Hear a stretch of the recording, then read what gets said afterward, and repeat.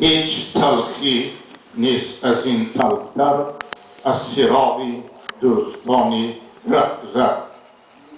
اولا اجازه دید از نام خودم، از نام عائلم، از نام برادرم اوریه، از نام تمام خلق یهودی بخاری که امروز در دولت آزادی امریکا زندگی به سر میبرد و خواهران مهربان و خویش و تواران و یار و دوستان و فرزندان با استعدادی خدا رحمتی میشه تعزیه شکر خودم را بیان کنم.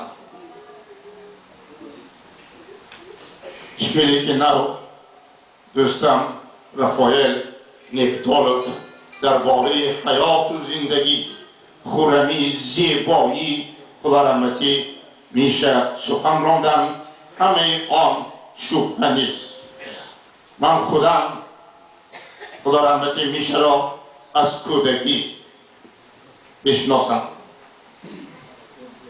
میشه به من نبیره خاله، دختری پسری بروخای تکسور و یوسف تکسور. بروخاتم خدا رحمتی مرحوم یک زنی بودن که به تمام خلق یهودی بخاری خدمت کرده آدم، به خرد و کلام کدام آدمی که نبود در شهر سمرقند بروخای تکسور را نداند. من این میشه فرزند همان آدم است. من خودم سال 1954 وقتی که میشه 2 ساله بود برو خاتم با یوسف حکیم برو به شهر دوشنبه آوردم.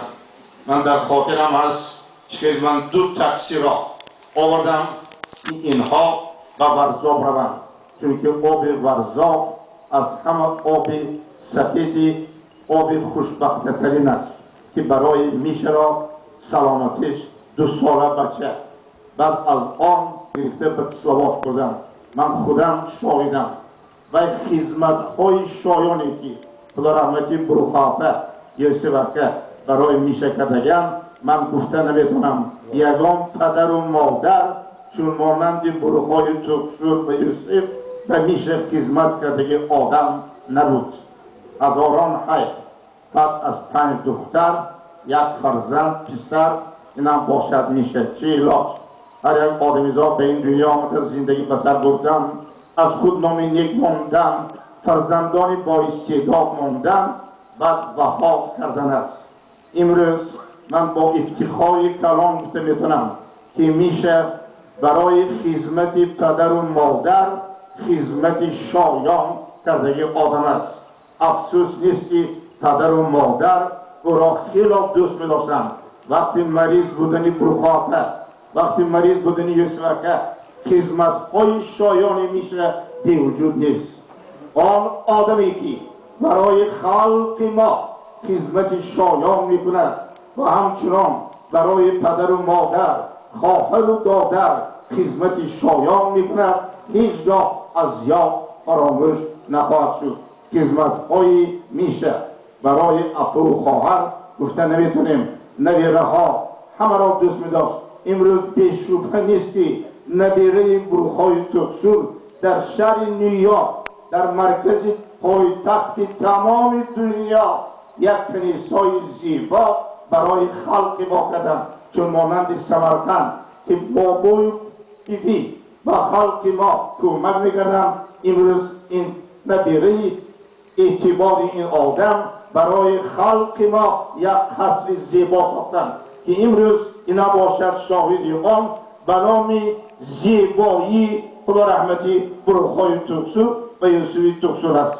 من بسیار گپ نمیزنم برای آن که آدمان در اینجا نشستین، ولی که آن خدمت های شایانی که خدا رحمتی میشه برای پدر و مادر کرد، من شبهه نیست فرزندی با استعدادی پدر و مادر بود. هزارها هزار حیف. ولی شاعران دربار چنان میگویند